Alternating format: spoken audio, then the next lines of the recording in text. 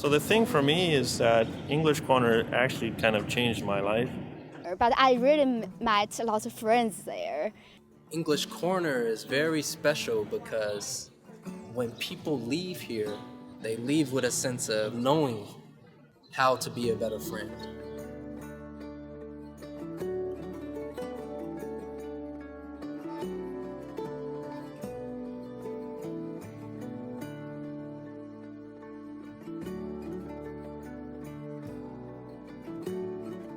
English Corner 对我来说，它给我一个更好的一个表达自己，用第二语言表达自己的方式，然后真的让我就是进入到整个语言环境特别快，因为在中国学习英语是和在美国使用英语是完全不一样的一个环境。I think the English actually in English Corner comes a little secondary. So when people come here, they're a little surprised that, we're all friends. And we come here in a spirit of kindness. Yeah, I mean, it's more like we have fun there. Yeah.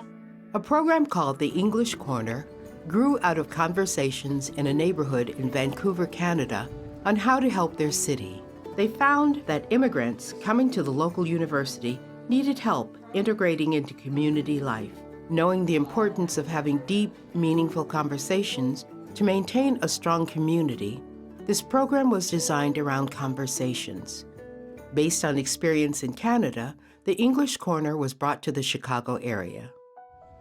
And the idea of English Corner is that people who want to learn English, for a variety of reasons, we have topics, and as a group we go over the topics together. And the topics are inspired by the Baha'i teachings.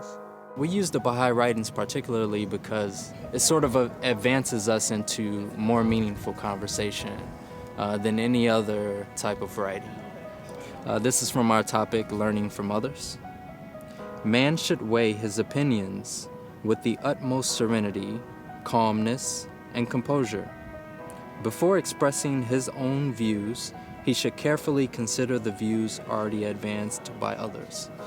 And that is just something that, spurs this big conversation. Actually, one of the participants mentioned in China they have English Corner.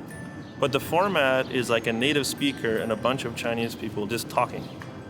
There's no agenda, and you if you want to maintain a conversation with nothing to focus on, you need actually quite a lot of charisma and skill and various attributes, which I myself didn't have. It is a very intimate space where you can come and be yourself. No one's going to belittle you or your accent.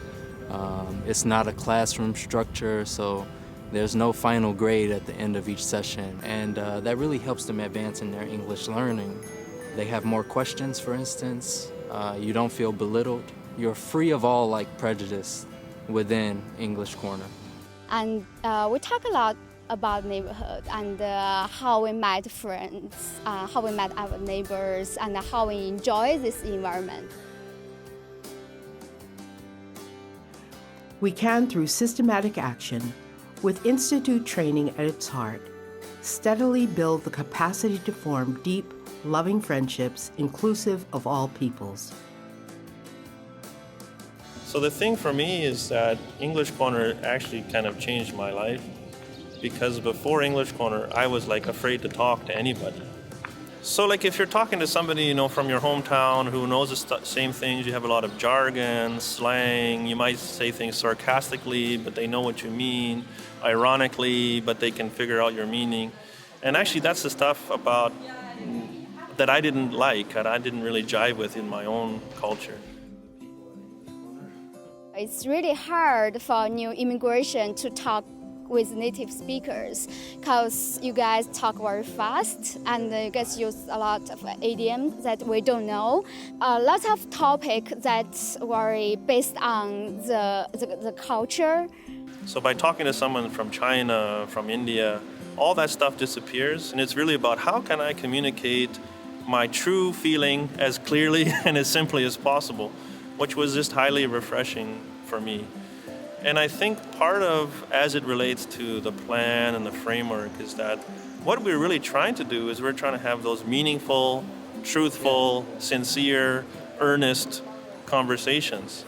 And I always found that to be extremely hard with like a classmate where our whole vernacular was sarcastic and bravado and machismo or whatever. So this actually was very liberating, that the focus is on clear communication, because we needed to work hard to understand each other.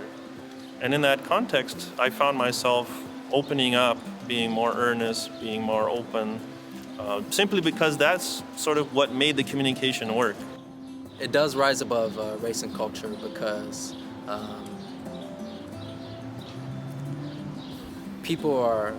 they learn to be my friend. I am a black male. I own that 100%. I love being a black male, and sometimes, especially at this university, where they actually teach students that, just basic things. Don't go past 63rd Street, because you may get robbed. Where past 63rd Street is mostly black population.